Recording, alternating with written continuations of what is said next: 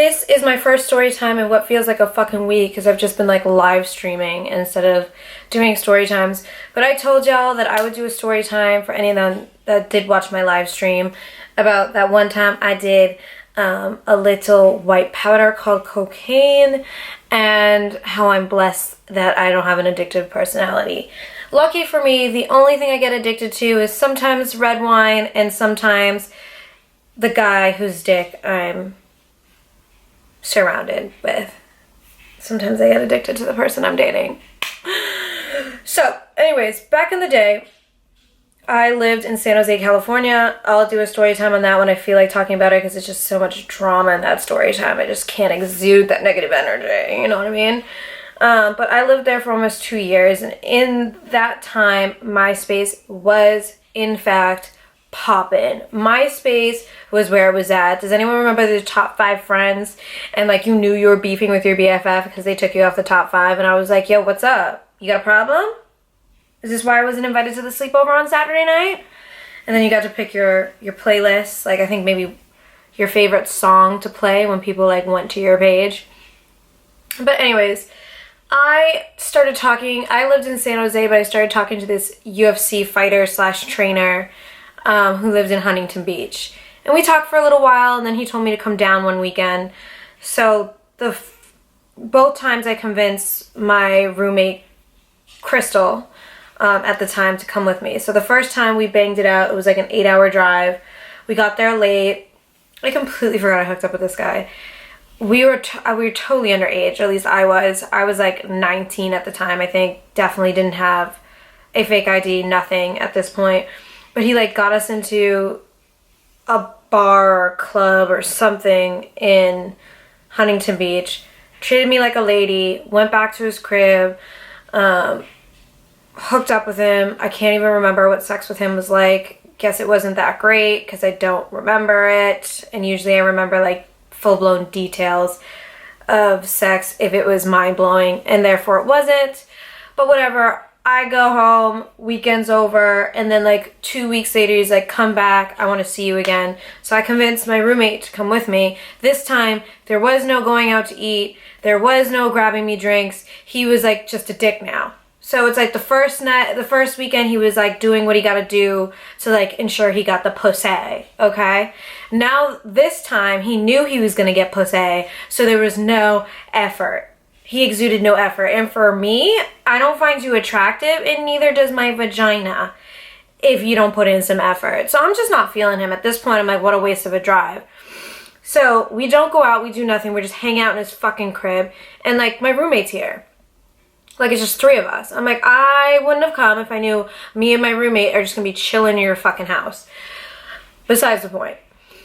So at some point, after the wine is flowing, vodka's flowing, whatever we were drinking, whatever was on the menu, he pulls out some cocaine.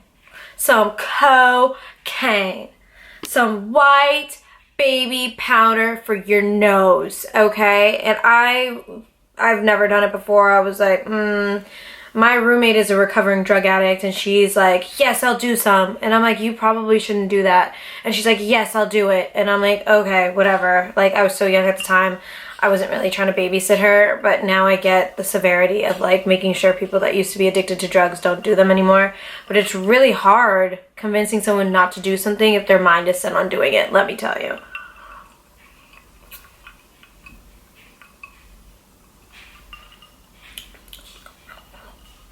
Ugh. I'm not feeling that. So anyways, he pulls out the cocaine and some like dollar bills, okay? And they start sniffing the shit, and he's like, do you want to do some? And I kept saying, no, I don't want to do it. I'm not into drugs like that. Like, I'll smoke weed, blah, blah, blah, blah, blah. So he goes, just put a little bit in your lip and in your gums and a little on your tongue. And I was like, okay, that seems better than like blowing it up my nose. So I just took my finger, and I'm like dipping my finger like it's like powder dust, candy, sugar cane or something. And I wipe it all over my teeth and my gums, on my tongue, and I'm like, nothing's happening. And my parents used to tell me when I was a kid, and this was probably to get me not to do drugs, they would say, if you do cocaine, you're either fucking or you're fighting. They said it when I was old enough to understand that. Don't freak out, people. They didn't say that to me when I was like 10. And let me tell y'all, I was not fucking, I was fighting. The cocaine made me the angriest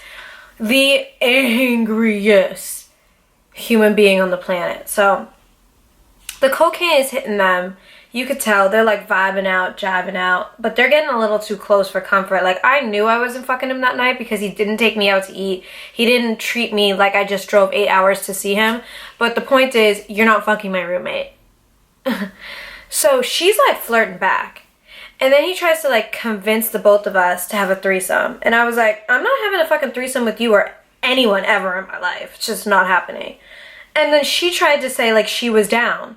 I'm like, this fucking stupid bitch. So I was like, I'm not having a threesome. I don't know what y'all aren't understanding, but it's not happening. I'm not fucking her, and I'm not watching either one of you fuck each other. It's not happening. So he starts like rubbing her upper back, like her neck and like her shoulders, and I could feel myself ready to commit murder. I'm like, the disrespect of this motherfucker is just unreal. Just unreal. So then she like takes off her sweater because she was wearing like a black sweater. I'm like, bitch, it's 100 degrees out. Like, you look like an idiot. So she takes her sweater off, and then she's in like this black, I'll never forget it. She was in this black slinky tank top.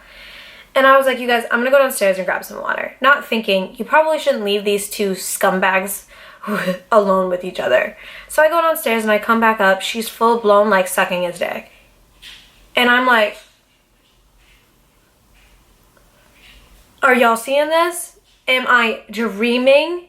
Is this bitch for real? Is this bitch a lunatic? So I bugged the fuck out.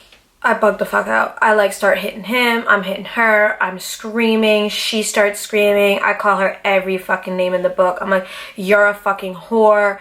You're that bitch that you can't bring around anyone's boyfriend because you're the one fucking the boyfriend. As soon as the bitch goes into the kitchen to make dinner, I was ripping into this chick. And this dude, like, just was, like, so fucked up and on another planet. He, like, went into his guest bedroom and locked the door. He's like, I'm not gonna listen to these two chicks fight. So I was like, you need to leave his fucking room because I'm gonna go to sleep. And you need to get the fuck away from me. So she goes into a different room. And little did I know this, one of the side effects of cocaine is you don't fucking sleep. You don't have an appetite and you don't sleep. So as I'm trying to desperately fall asleep because I'm still a little drunk, I'm not. So at like 6 o'clock in the morning, I wake her fucking ass up. I said, get your fucking ass in the car or I'm leaving you here because I'm heading back to San Jose. So she's like mumbling and blah, blah, blahing. Hold on, you guys. I have like this thing on my leg and it hurts. Okay, let me not play with that. So she's like mumbling. I go, you literally have 30 seconds, bitch. Don't play with my emotions. Mind you, I'm still fucked up. Like, I'm still high on cocaine. So she gets in the car. The bitch sleeps the entire 8-hour drive back. The entire 8-hour drive back. Number one, she doesn't want to talk to me. Because you guys know when I'm mad, it's like the most lethal shit on the planet. Like, if I ain't fucking with you and you did some disrespectful shit, I'm gonna let you know how big of a piece of shit you are. I'm not going to rest until you fucking understand how much I fucking hate you. Period. Your life might go on. My life is definitely gonna go on. But I'm still, rest assured, going to let you know that you're the scum of the earth. So the whole car ride, I was talking shit. Like, you're a hey, I would like nudge her to wake her up. I'm like, hey, just to let you know, you're a whore. Bitch didn't hit me, nothing. And she was a lot bigger than me. So we get back and like, she tried to apologize to me like a week later. I'm like, nah, I'm fucking with you. So she eventually moved out and we just like never talked again after that. And I'm pretty sure she slept with my ex-boyfriend that I actually moved to California for. So she was canceled. But the moral of the story is I did cocaine that one time. And I stayed up for 2 days. I didn't eat for 2 days. And I never thought about doing it again. I've never been tempted to do it again. Every time I go out in Los Angeles, it's like all people do is coke. Like you'll literally be in the females' room, ladies' room at Hyde on Sunset, and it's just bitches blowing lines of coke off the sink, off the stall, straight out their purses. And like people are friendly sometimes in the bathroom. They're like, you want to hit? I'm like, no, bitch, I don't even know you. I appreciate you being friendly, like willing to share your drugs, because I guess in the drug world that's a big deal, but I'm not interested. So yeah guys, that was my one and only time I did cocaine, and nothing good came from that experience, and I've never done it again, and I never will. I never will. Next story time, I'll tell you about the one time I did Molly, which I didn't choose to take. Somebody chose to do it for me, or tricked me. I'm saying that wrong, but someone basically put Molly in my champagne and the night went downhill from there. So I will tell you about that in the next story time. But a bitch is about to go to a pool party, okay? I'm about to go to the Pretty Little Thing pool party. And, you know, try to get some color on my legs, because my legs are like so pale. It's fine though. I'm probably about to go live anyway with y'all. But this will definitely be posted tomorrow. I'm not posting it tonight.